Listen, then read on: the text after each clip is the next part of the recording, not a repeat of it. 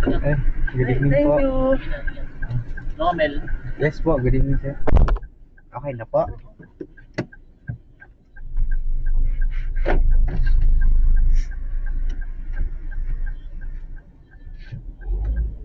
Kaya pwede buksan tong bintana, tapos patayin yung aircon. Ay, hindi po pwede yun ma'am. Oo. Papasokan ng alikabok ng kotse ko ma'am.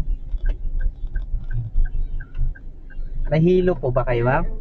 Buksan mo siya konti ma'am, pwede naman. Hindi, okay lang sir. Ganyan mo siya oh. Okay lang yan.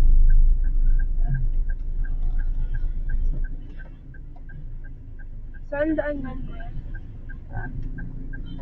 Saan no? Serimundo?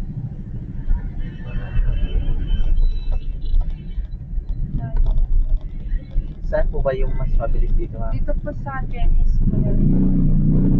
Ah, sa Ortigas? Malapit pa doon. Mas malapit po doon. Dahil.